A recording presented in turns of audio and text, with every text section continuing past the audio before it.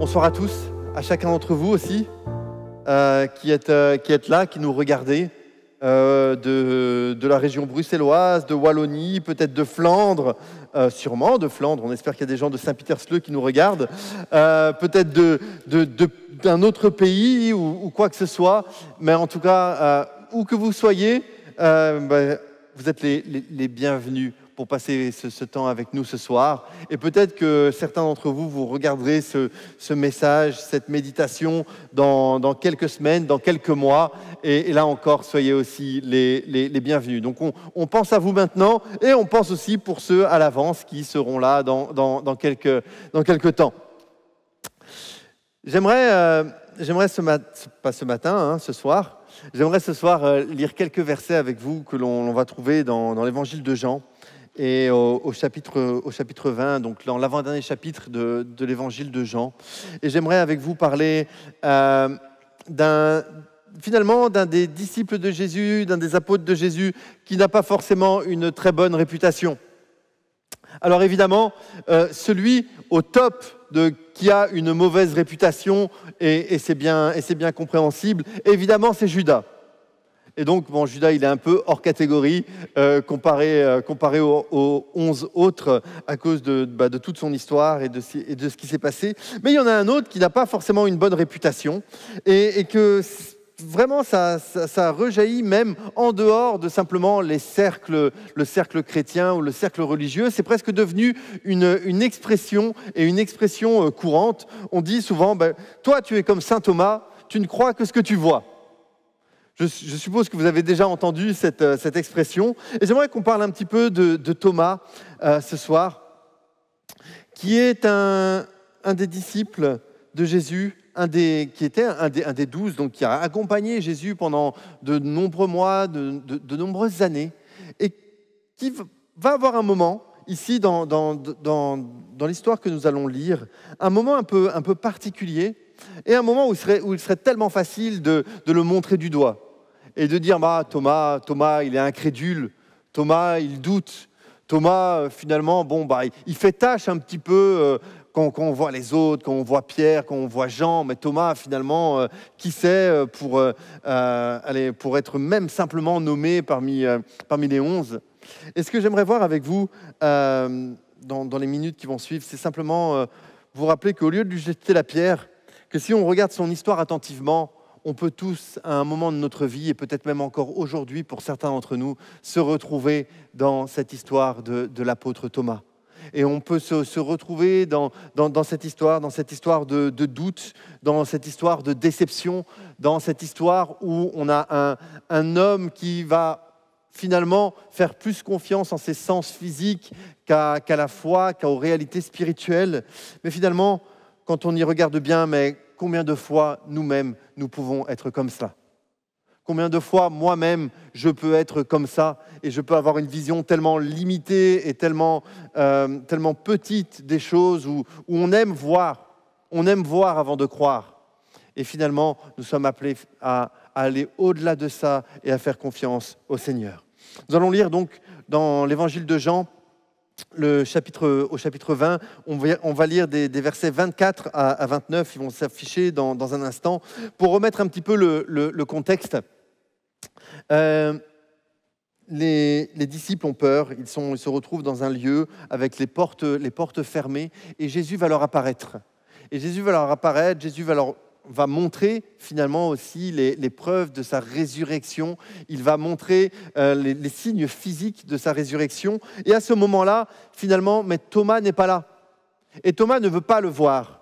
Et finalement, on peut très facilement parler de Thomas, dire oui, mais comparé aux autres, il n'a pas cru. Oui, mais les autres, ils l'ont vu. Comment les autres auraient réagi s'ils n'avaient pas vu peut-être forcément la résurrection, ou en tout cas le Jésus ressuscité? Ça, c'est une question et on ne peut pas y répondre. Mais lisons ensemble les Jean au chapitre 20, les versets 24 à 29. Thomas, appelé Didyme, l'un des 12, n'était pas avec eux lorsque Jésus vint. Les autres disciples lui dirent donc, « Nous avons vu le Seigneur !» Mais il leur dit, « Si je ne vois pas dans ses mains la marque des clous, si je n'y mets pas mon doigt et si je ne mets pas ma main dans son côté, je ne croirai pas. 8 jours après, les disciples de Jésus étaient de nouveau dans la maison et Thomas se trouvait avec eux. Jésus vint alors que les portes étaient fermées, se tint au milieu d'eux et dit « Que la paix soit avec vous ». Puis il dit à Thomas « Avance ton doigt ici et regarde mes mains. Avance aussi ta main et mets-la dans mon côté. Ne sois pas incrédule, mais crois. » Thomas lui répondit « Mon Seigneur et mon Dieu. » Jésus lui dit « Parce que tu m'as vu, tu as cru. Heureux ceux qui n'ont pas vu et qui n'ont pas cru. » Comment nous aurions réagi dans cette situation? Et aussi comment nous réagissons encore aujourd'hui dans nos vies, dans notre quotidien, quand il y a des épreuves, quand il y a des moments difficiles, quand nous pensons peut-être dans certaines situations que tout est terminé, que Dieu ne va plus ou ne peut plus rien faire, que finalement toute notre vie est en train de s'effondrer. Et c'est ce qui arrive ici avec Thomas. Et j'aimerais simplement voir comment Jésus va prendre Thomas et va l'accompagner doucement, dans la paix, mais aussi avec tout son amour, et comment il va agir avec cet homme qui évidemment fait preuve d'incrédulité, mais qui nous ressemble tellement dans certaines de nos situations. La première des choses qui est importante de noter, c'est que les disciples avaient des attentes vis-à-vis de Jésus, mais que ici, Jésus, dans cette histoire, et à travers sa mort et sa résurrection, Jésus ne rencontre pas forcément nos attentes. En tout cas, pas de la manière dont nous l'imaginons. Thomas et les disciples avaient de grandes attentes vis-à-vis de Jésus.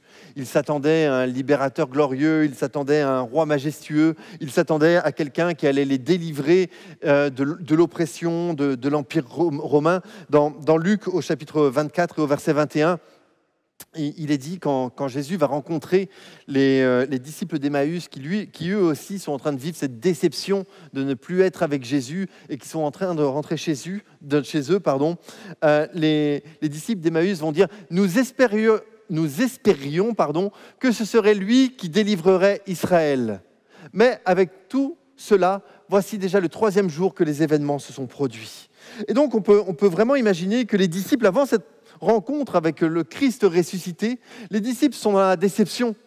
Les disciples sont finalement dans un moment où ils ne savent pas trop quoi faire. Ils sont ici, ils sont tous ensemble. Alors évidemment, Jésus leur avait parlé de sa mort et sa résurrection.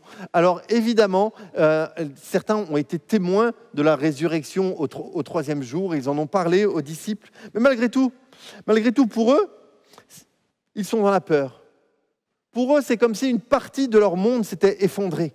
Imaginez, vous suivez quelqu'un pendant 3 ans. Vous espérez qu'il va rétablir le royaume d'Israël. Vous espérez qu'il allait être comme un roi majestueux, un roi glorieux, qu'il allait être comme le libérateur.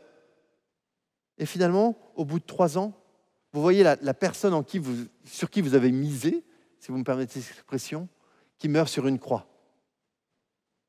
Pour eux, c'est terminé. Pour eux, c'est fini. Pour eux, leur monde s'est effondré. Pour eux, on peut imaginer tout ce qui a pu passer dans leur tête. On a pu imaginer tout ce qu'ils ont pu ressentir, tout ce qu'ils ont pu penser. Ils sont déçus. Ils sont dans la peur. Ils sont dans l'interrogation. Ils ne savent pas ce qu'ils vont faire déjà le lendemain. Il y en a même certains qui avaient accompagné Jésus, comme les disciples d'Emmaüs, qui étaient déjà en train de rentrer chez eux. Et parfois, on peut être comme ça dans nos vies. On peut avoir l'impression que nos attentes ne sont pas rencontrées. Que finalement, que ce soit au niveau professionnel, au niveau familial, au niveau de l'Église, au niveau spirituel, au niveau personnel, que nos attentes ne sont pas rencontrées. Et on peut avoir l'impression que finalement, c'est terminé et que notre monde est en train de s'effondrer et que notre monde est en train de partir en miettes, comme les disciples ici, et comme sans doute Thomas pouvait le penser. Mais je pense qu'il y a quelque chose qui est important de se rappeler. C'est que Jésus n'est pas là pour répondre à nos attentes. Jésus est là pour répondre à nos besoins. Et c'est différent. L'attente des disciples et de Thomas en particulier, c'était ce roi glorieux qui allait les délivrer de l'oppression d'Israël, des Romains, qui allait délivrer Israël de l'oppression des Romains. Mais le besoin, il était ailleurs. Il y avait cette nécessité d'avoir un sauveur, de quelqu'un qui allait sauver l'humanité de son péché. Et c'est différent. Des fois, nous avons des attentes, mais est-ce que c'est réellement notre besoin? Des fois, nous avons des envies, mais est-ce que c'est réellement ce qui est bon pour nous? Parfois, nous aimerions certaines choses, mais est-ce que finalement, c'est les projets de Dieu, la volonté de Dieu pour notre vie? Ici, Thomas est déçu. Ici, Thomas n'a pas ces attentes qu'ils sont rencontrées. Mais à la fin de l'histoire, il va se rendre compte que son plus grand besoin va être rencontré, que son plus grand besoin va être finalement comblé à travers Jésus. Donc oui, Jésus ne rencontre pas toujours nos attentes. Ce qui est assez intéressant avec cette histoire de Thomas, c'est cette parole qu'il va dire au verset 25. « Si je ne vois pas dans ses mains la marque des clous, si je ne mets pas mon doigt à la place des clous, si je ne mets pas ma main dans son côté, je ne croirai pas. » C'est quand même dur comme parole. C'est quand même une parole de quelqu'un qui s'est endurci finalement, qui reste dans sa déception, qui reste dans son attente qu'il n'est pas rencontrée, qui reste finalement dans quelque part à l'endroit où il est et qui refuse de se laisser bouger. C'est étonnant parce que quand on y pense, les personnes qui lui parlent, qui lui disent qu'ils ont vu le Seigneur, c'est des personnes avec qui il a marché pendant 3 ans, Thomas. Ce sont des personnes qui ont vu avec lui les miracles que Jésus avait faits. Ce n'est pas simplement des paroles de quelqu'un en l'air ou de personnes qu'ils ne connaissaient pas. Ils ont partagé des miracles ensemble. Ils ont partagé de l'enseignement de Jésus ensemble. Ils ont vu tout ce que Jésus avait fait sur terre. Il aurait pu croire ses collègues. Il aurait pu croire ceux qui avaient rencontré Jésus ressuscité. Il aurait pu croire les femmes qui avaient rencontré Jésus. Et Thomas prend cette décision de dire, mais si je ne le vois pas, si je ne mets pas, si je ne peux pas le toucher, alors je ne croirai pas. Certains disent que peut-être Thomas était un petit peu jaloux de ne pas avoir été là à ce moment-là. Moi, je vois plutôt de la déception. Je vois plutôt, finalement, une forme d'incrédulité par rapport à quelque chose qu'il n'a pas pu voir. Une forme de doute. Et combien de fois nous pouvons être aussi comme cela? Combien de fois nous avons des déceptions, nous avons des attentes qui ne sont pas rencontrées. Et au lieu de croire que Jésus peut faire quelque chose dans nos vies, même si nos frères et nos sœurs nous encouragent, alors nous restons là où nous sommes et nous disons, mais je ne croirai pas. À moins de voir un miracle, je ne croirai pas. Alors que Jésus va venir, il va dire, mais c'est dans l'ordre inverse. C'est de l'autre côté qu'il faut voir les choses. Thomas, ici, décide d'endurcir son cœur. Alors qu'il aurait pu tellement accepter et croire, mais dire, même si je n'ai pas vu, j'ai vu tellement avec Jésus auparavant, dans tous les mois qui ont précédé, alors je veux croire cela. Je veux croire ce que Jésus m'a dit, parce que Jésus avait annoncé sa mort et sa résurrection. Je veux croire cela. Et finalement, Thomas va rester dans ses paroles, dans une forme de dureté de cœur, en disant, mais je ne croirai point. Je ne croirai pas. Ce qui est assez extraordinaire, c'est que nous croyons ou pas, cela ne change pas qui est Jésus. Et ici, dans cette histoire, ce n'est pas parce que Thomas ne croyait pas que Jésus n'était pas ressuscité. Ça faisait 8 jours que Thomas était, que Jésus était ressuscité. Ça ne dépendait pas de Thomas. Les autres, évidemment, l'avaient vu. Les autres avaient vu le Christ ressuscité. Ils avaient pu faire l'expérience physique, avec leur sens physique, de cette résurrection.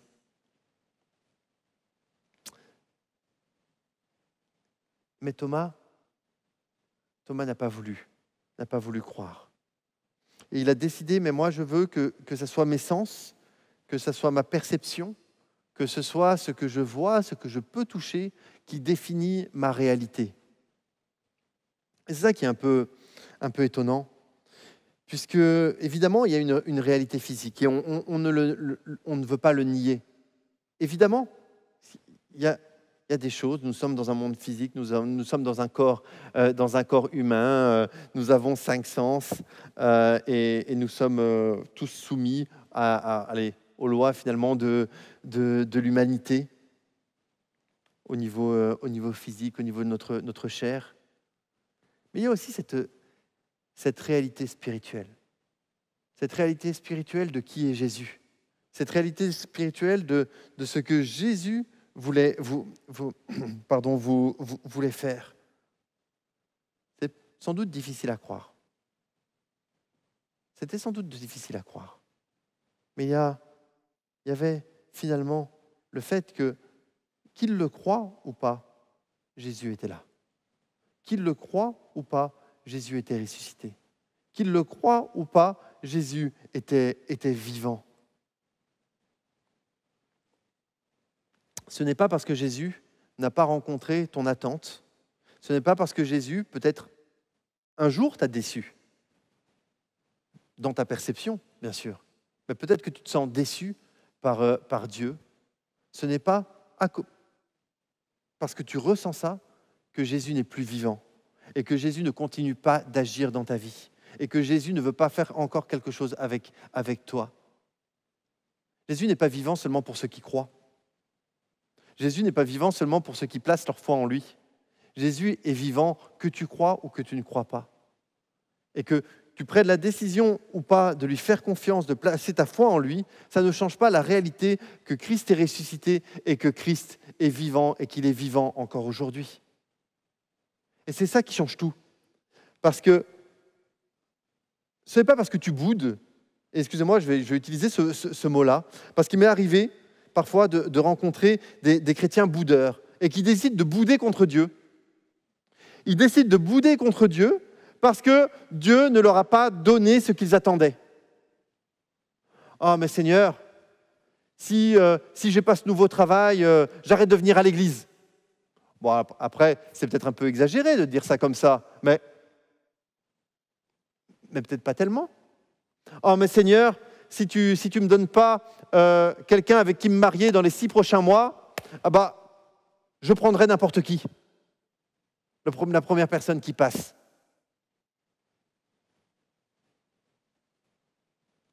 « Oh, mais Seigneur, si finalement j'arrive pas à avoir une bonne situation en employant des moyens honnêtes, si tu me donnes pas de quoi finalement avoir un gros compte en banque et avoir un train de vie confortable, alors je vais commencer à faire des choses malhonnêtes. » Parfois, quand nous avons des attentes qui ne sont pas rencontrées, il y a ce danger de tomber dans une forme de chantage et de dire, mais finalement, Seigneur, si tu ne me donnes pas ça, alors je ne croirai plus en toi. Seigneur, si tu ne m'accordes pas la réponse à ma prière, alors je ne viendrai plus à l'église, alors j'arrêterai de te prier, alors j'arrêterai de lire ma Bible, alors j'arrêterai de chanter des cantiques, etc., etc. Si je ne peux pas mettre mes mains, si je ne peux pas toucher les trous dans ses mains, alors je ne croirai pas.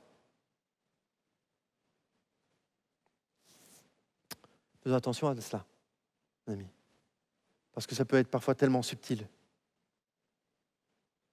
Rester sur nos déceptions, c'est c'est l'une des meilleures façons de nous éloigner de Dieu.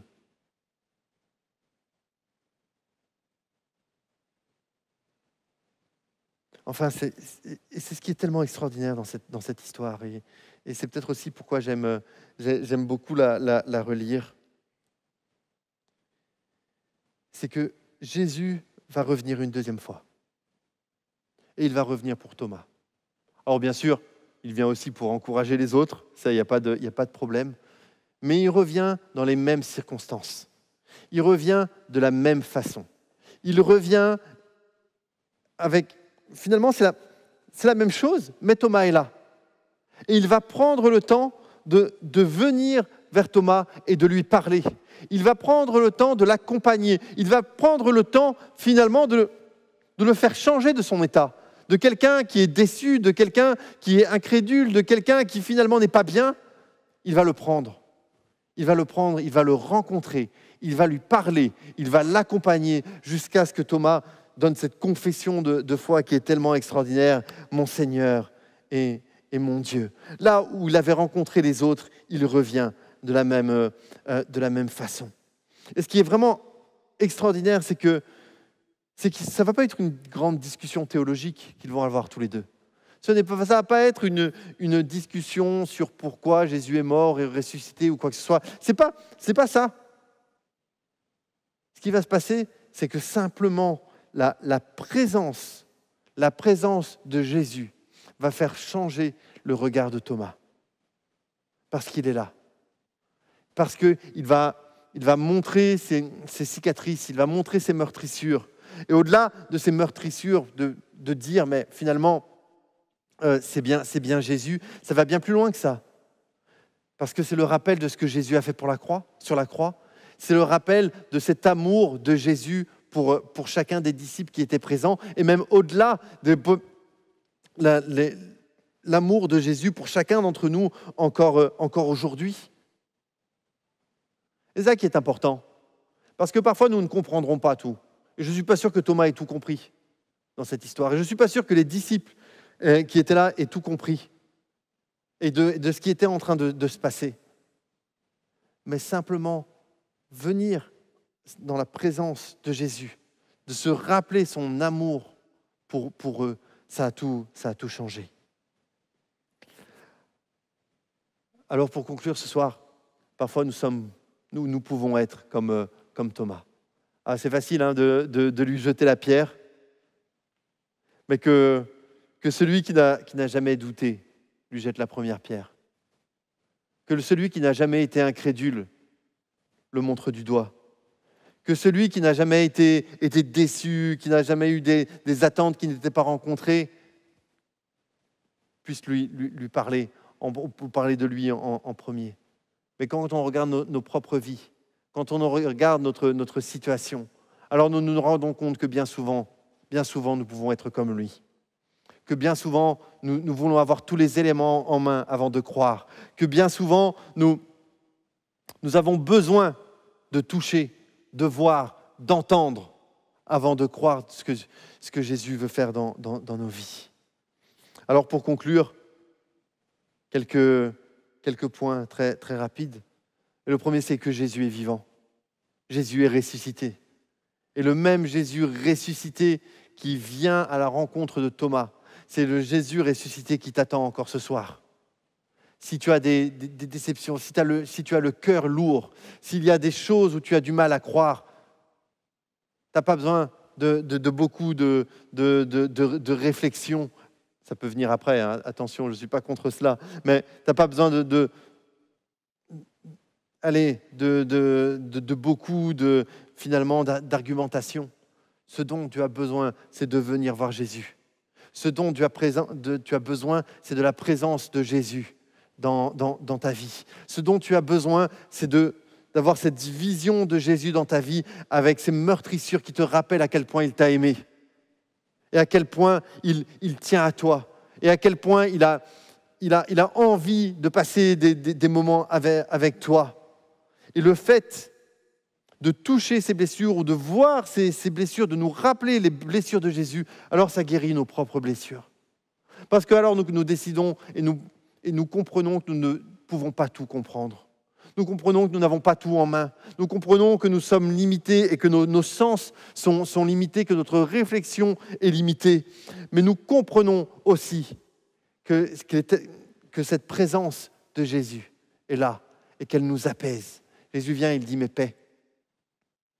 Quand il revient, et on voit ça au verset 26, quand il revient auprès des disciples, au milieu d'eux, il dit « que la paix soit avec vous ». Cette paix qui se trouve dans cette présence, cette paix qui nous calme finalement dans nos tempêtes.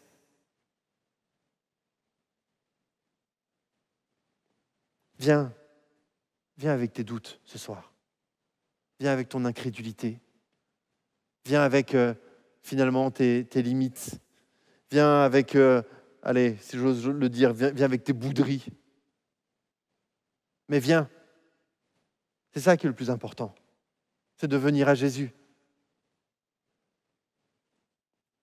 Jésus peut très bien venir dans ta vie et te démontrer que tu as tort. Mais il ne le fera pas comme ça. Jésus va venir dans ta vie et il va te donner sa paix. Jésus va venir dans ta vie et il va guérir tes blessures. Jésus va venir dans ta vie et il veut guérir tes déceptions. Mais c'est à toi. C'est à toi finalement de l'accepter et de pouvoir dire comme Thomas, comme on voit au verset 28, « Mais mon Seigneur est mon Dieu ». Alors évidemment, au verset 29, Jésus dira « Mais parce que tu m'as vu, tu as cru. Heureux ceux qui n'ont pas vu et qui ont cru. » Que nous fassions évidemment partie de ces hommes et ces femmes de foi. Mais même si tu as des moments de doute, même si tu as des moments d'incrédulité, viens dans la présence de Jésus. C'est là que tout change. Viens dans la présence de Jésus. C'est là où tu peux être guéri. C'est là où tu peux être apaisé. C'est là où tu peux être restauré. C'est là où tu peux être réconcilié. C'est là où il te prend et où il veut te prendre dans ses bras. Prions ensemble ce soir.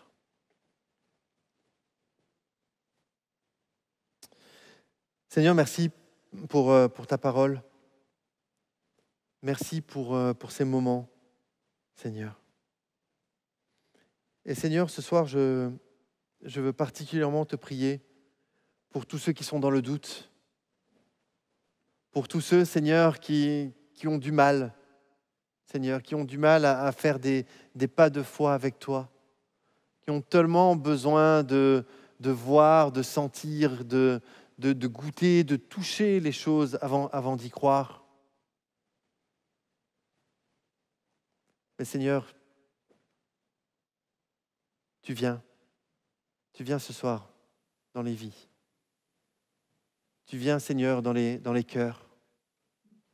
Tu viens consoler, Seigneur. Tu viens consoler, Seigneur, ce soir, ceux qui ont été déçus. Tu viens consoler, Seigneur, ceux qui ont finalement eu des attentes qui n'ont pas été rencontrées, qui avaient des envies qui n'ont pas été rencontrées, qui vivent dans cette forme de déception qui est petit à petit en train de se transformer en amertume et en aigreur. Mais tu viens ce soir, Seigneur, par ta présence. Et rien que, Seigneur, que ta présence se rappelle, Seigneur, de qui tu es, de ce que tu as fait dans nos vies, se rappelle de ton amour pour nous manifesté à la croix. Alors cela balaye notre amertume, cela balaye nos rancœurs, cela balaye nos aigreurs, Seigneur. Cela balaye, Seigneur, nos déceptions. Seigneur, je crois vraiment, Seigneur, que ce soir, tu appelles des hommes et des femmes à laisser leurs déceptions de côté. Tu appelles des hommes et des femmes à faire un pas de foi et dire, mais même si je ne comprends pas, même si je pensais y avoir droit à telle ou telle chose ou à telle ou telle situation, mais Seigneur, je crois que tu as des projets qui sont encore meilleurs pour moi. Seigneur, tu les rencontres ce soir. Tu les rencontres. Que personne, Seigneur, ne reste sur ces déceptions. Que personne, Seigneur, ne reste sur des choses qui sont lourdes dans leur cœur. Mais Seigneur, tu consoles. Et ta présence apaise, Seigneur. Je te prie pour une présence apaisante dans les vies ce soir. Je te prie que par ton Saint-Esprit, que ce soit comme un baume sur les cœurs, qui cicatrise, qui apaise, qui adoucit. Seigneur, merci. Merci pour ce que tu fais ce soir encore. Merci pour ce que tu fais encore ce soir. Tu es le Dieu de la consolation. Tu es le Dieu de l'apaisement, Seigneur. Tu es celui qui vient à notre rencontre, même si nous sommes incrédules, même si nous avons le cœur dur. Tu es celui, Seigneur, qui vient à notre rencontre. Sois béni, Seigneur, dans le nom de Jésus. Amen.